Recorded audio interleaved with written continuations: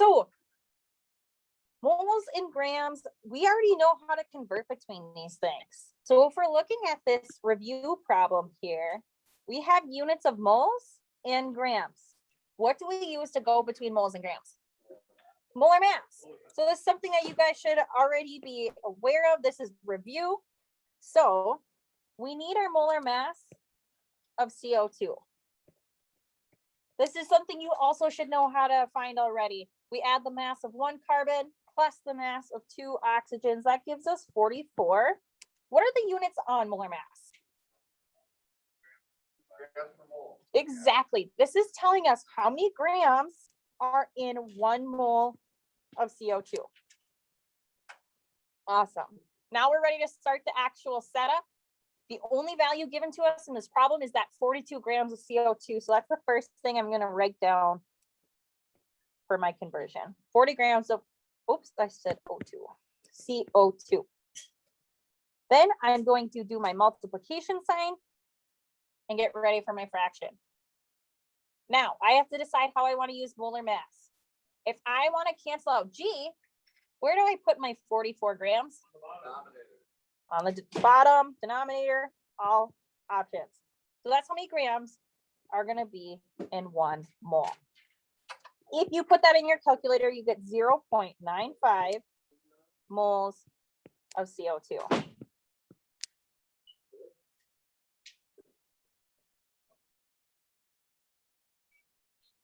Okay. Now, this next problem is a review from what we did on Tuesday. Tuesday, we looked at converting between moles and moles. Do you remember what we used to do a molar conversion? What do we use? Exactly, we use the coefficients from the balanced equation. So the first thing we need to do is check, is this balanced?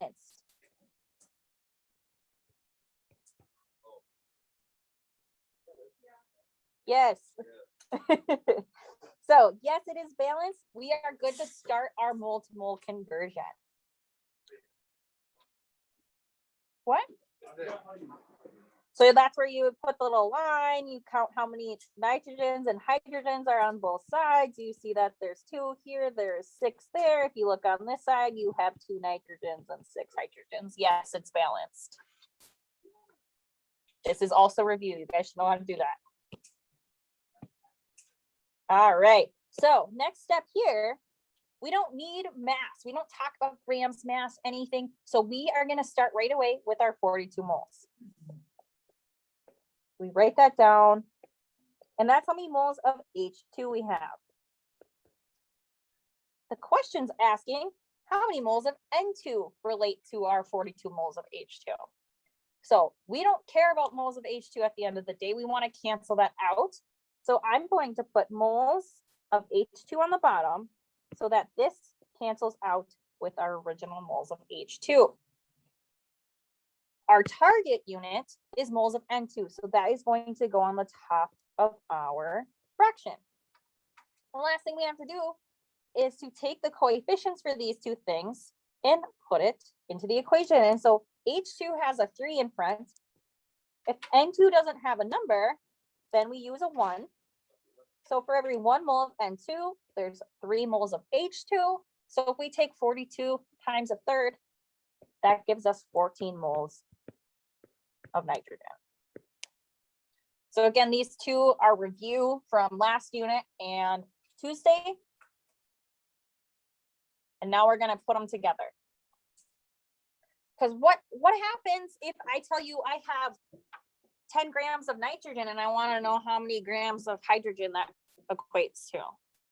Unfortunately, we don't just have a magic one-step way. So we have to take a few steps to get there. And the reason why this matters, why we even care, is let's say I'm in industry and I need for farming, I need 200 grams of ammonia. How much nitrogen and hydrogen do I put in? Stoichiometry. So what you're doing is actually used. It is a big part of chemistry in everyday life. So this stuff matters. So you're not just wasting your time. Anywho, off my pedestal. So the first step you have to do for these problems is I'm going to give you something in grams. Can we compare grams of one thing to grams to another? Nope, we can't. That's why this guy runs the show. How can we compare them then? With moles. So the key here is getting our compound into moles so we can do the molar ratio just like we've been doing in these problems. So the first step, how do you go from grams to moles? What do we use? Molar mass. So when we deal with mass, we use our molar mass to go from moles and mass. Now, when we try to go moles to moles, we use a mole ratio or the coefficients from the balanced equation. How do we go back from moles to grams? Molar mass again. So I'm really happy that someone brought up Avogadro's number. You will not see that in this section. We are not working with Avogadro's number. We're strictly looking at grams and moles. So it's going to be very molar mass dependent, okay? So as you can see, there's 3 steps we listed out. This is going to be 3-step conversion problems, you guys, okay? But the math is not so bad. So I have my little picture here for you guys, because like I said, the mole is going to run the show. So I'm going to give you problems like this, that this is just a made up equation, x plus y goes to xy. If I say I have 5 grams of x, and I want to know how many grams of xy we can make, I start by writing these values underneath x and xy. Now, like I said, there's not a direct comparison here. So what do moles like to do? They dig. So they dig down to where only moles can exist. So we convert from grams to moles of x. Then they can tunnel across to get to moles of the other compound. And then when they resurface, we get back to grams. Huh? Okay, so they dig to get to moles, they tunnel across, and then back up to grams. Okay, so the only way we can compare 2 different substances is only with moles. Moles are on the show here. So how do we go from grams to moles? Molar mass. So this arrow, we are going to be using a molar mass to do that step, that conversion, to get each arrow being like a times divided sign we're setting up. How do you go between moles to moles? With the coefficients, or what I call the molar ratio. And how do we go from moles to grams again? Molar mass. Now, I do want you to pay attention that the molar masses we're using is going to be for 2 different substances because it's going to depend. So when I made you guys write down what substance you're working with, it's really going to be important here. All right. Any questions before we actually do some problems? Yes, I can have one. What? So, Yeah. The sheets we worked down on Tuesday. Yes. Are we done with those, or? I'll talk about that after lecture. Okay. That is like Avogadro's number on it. Yes. Yep. That's fine. You needed it for that one. Okay. So for this problem here, it tells us that if we combust 56 grams of ethylene, so I know I'm going to have to use that, how many grams of oxygen will be used? So this is a grams to grams problem or a 3-step conversion that we have to do. So the first step I'm going to do is label the things that I was given. If I was told I have 56 grams of ethylene, that's C2H4. I'm going to put 56 grams underneath my C2H4. And it's asking how many grams of oxygen will be used. So I'm going to put a question mark, grams under O2. Now, this is where I'm going to draw my pathway to remind myself of the steps I'm going to take. What do moles like to do? They like to dig. We are going to dig down to moles, tunnel across the other mole, and then back up to grams. And so we just have to remember that when we are traveling up or down, we use molar mass. So we use molar mass to go grams to moles. We use molar mass to go from moles to grams. And then we use that molar ratio to tunnel across or go in between. So each arrow is going to represent a times in a divided line. And so we'll break that down here. Now, I have 2 molar masses that I need. I have 2 substances that I'm converting between. So we need both of their masses. So I'll need the molar mass of C2H4. If you add that up, you get 28 grams per mole. So like I said, I'm skipping over this stuff. You guys should know how to find molar mass by now. And then the other thing, the other substance is oxygen, which is represented by O2. So I need to find the molar mass of O2. That gives us 32 grams in a mole. All right, so I have my 2 fractions that I'll need. And then I'm also going to depend on the molar ratio. So we're going to break this thing down now. Just like all the conversion problems, we were only given one numerical value, that 56 grams of ethylene. So that's how we start these problems too. We are writing out 56 grams of C2H4. And then we're going to get ready for our times and a line. So right now, we're ready to do this arrow here, which depends on what? Molar mass. Which one of these compounds molar mass do we use? Exactly, C2H4. We're right now working on converting C2H4. So we're going to be using that 28 grams per mole. We just need to decide which way it goes. So where are we going to put our 28 grams, on the top or bottom of this conversion graph? Wonderful. We want to cancel out grams, so we are going to put our 28 grams of C2H4 on the bottom. And this is per 1 mole. So molar mass is always going to be paired with 1 mole of that substance. That's its definition. At this step, we can cancel out grams of C2H4 with grams of C2H4. So we just completed this first arrow here with the molar mass. Now we're going to move on to using the molar ratio. Currently, we're in moles of C2H4. So as we go to write our times for our next conversion, does the problem talk about wanting an answer in C2H4? No. So we want to get rid of that. How do we cancel moles of C2H4 if it's currently at the top? Put it at the bottom. So we want moles of C2H4 here.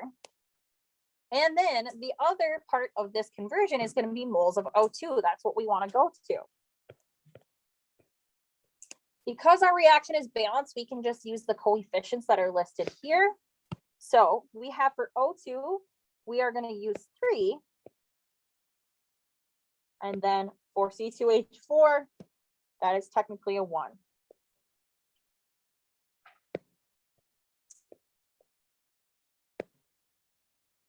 Right now we can cancel out moles of C2H4 with moles of C2H4. So we just completed this arrow. Currently, we're at this stage. We're in moles of O2. So we have one more step here, this last arrow. Use the molar mass of O2. So times another line here. So we already have the molar mass of O2. We just need to figure out how to use it. Are we going to use this as is or flip it? As is. We want grams on top because grams are target. So the target goes on top. So 32.0 grams of O2 per mole of O2. Now how, yeah.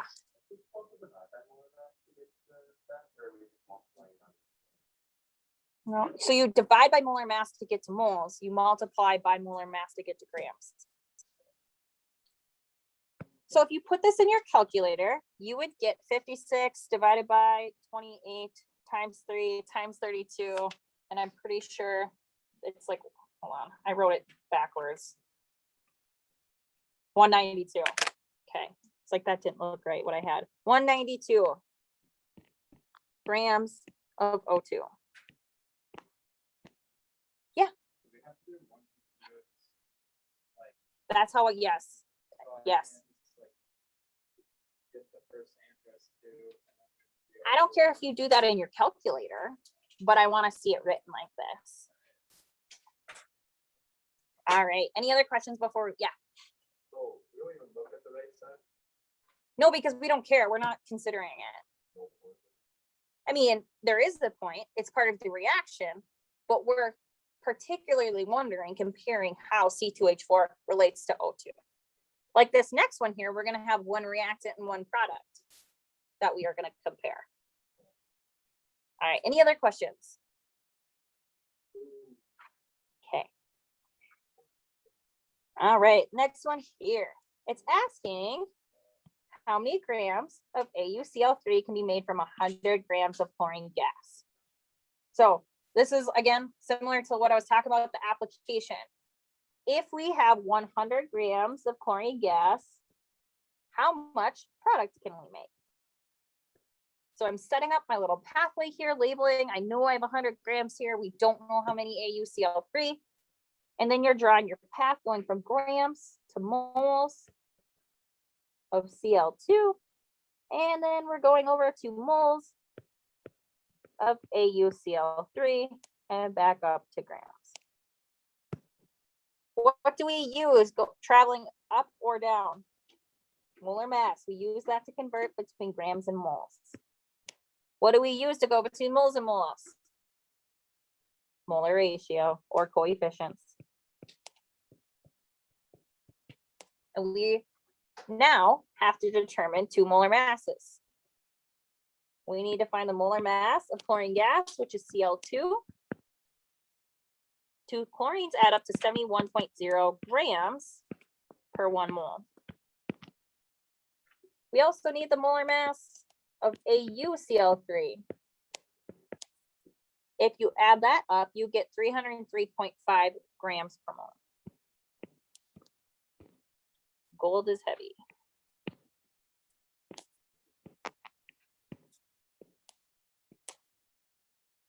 All right, so we've set up our pathway. We've determined our molar masses, which we need to complete this problem. We are ready to start our equation. So only number given, 100 grams of chlorine. So that's what we start with. Times division line. All right, first step here, we are looking at going from 100 grams of chlorine to moles of chlorine using the molar mass. We want that grams to cancel. So we take the molar mass of chlorine, putting the grams term, 71 grams of Cl2 on the bottom per 1 mole of Cl2. Grams of Cl2 cancel. Grams of Cl2 are ready for the next step. Multiply, division line. Now we are going from moles of Cl2 to moles of AuCl3. To do so, we use the molar ratio or the coefficients. And so if we cancel out moles of Cl2, we need to put that on the bottom. And then our target is moles of AuCl3, so we put that on top. And then we grab the coefficients of 3 and 2 and make sure they go with their respective species. So there are 2 moles of AuCl3 for every 3 moles of Cl2. So we just completed the second arrow here. We got one more step to go. Yes, we canceled out moles of Cl2 with moles of Cl2, but currently we are sitting in moles of AuCl3 when our end goal is grams. So the last thing we have to do is use the molar mass of AuCl3 to get to grams. And we're going to keep the molar mass as is because we want grams on top. So we put 303.5 grams AuCl3 all over 1 mole AuCl3. Now, you can decide how you want to put this in your calculator. The key is knowing that every term that's on the top, you multiply your starting number by, and you divide by all the numbers in the bottom. So I don't care if you take 100 times 2 times 305, then divide it by 71 divided by 3. You can break it down. You can figure out what the top is equal to on the bottom. Doesn't matter, but let's make sure that you guys, I want to make sure to double check your answers or the problem set when we do it, just to make sure we're using the calculator correctly. All right, one more. Oh, sorry, the answer here is 285 grams.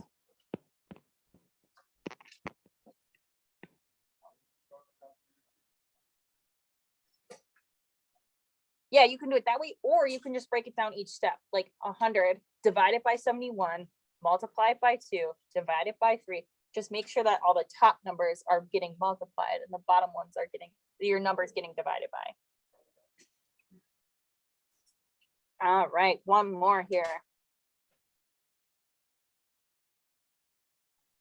So getting to the roots of this question, it wants us to calculate the mass in grams of water vapor that come from 56 grams of pure hydrogen gas. So when we go to label our problem, we see that the 56 grams goes with hydrogen, or H2. And then what we're trying to figure out is how much water, so that gets our question mark grams. So to draw our pathway, we know we have to go grams to moles, moles to moles, moles to grams. Yep. Will there ever be a time where you go from like H2 to O2?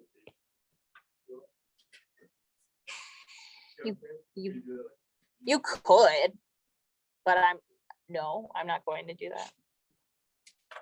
And then molar ratio in the middle.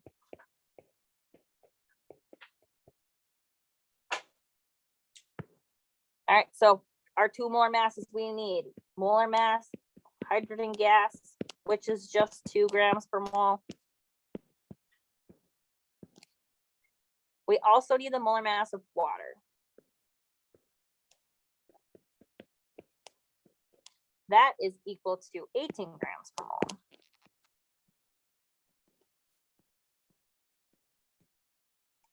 And we are ready to start our problem here. So again, only value given, 56 grams. We write that down on our paper, and that's of H2. Times, and then get ready for our conversion factor. So we are using the mass of H2 or H2O here. H2. Where are we putting the 2 grams? On the bottom. Awesome. So we have 2 grams of H2 on the bottom and 1 mole of H2. We can cancel out grams of H2 with grams of H2. And we'll continue on with our next conversion. Now we do the molar ratio. We know we want to put moles of H2 on the bottom, so it can cancel out with moles of H2 on the previous conversion fraction. The other substance we're trying to find is water, so we put that on the top. And we fill in our coefficients from the balanced equation. Both of them have a 2, so they both get a 2 in front of it. Lastly, we have one more conversion that we have to set up. And this is converting from moles of water to grams. So we're using water's molar mass now. Where do we put the grams? On top. We get 18 grams of water for every 1 mole of water. We can cancel out the units of H2O, moles, and we're left in grams of water. Put that on your calculator, you get 504 grams of water can be made if we have 56 grams of H2. Any questions?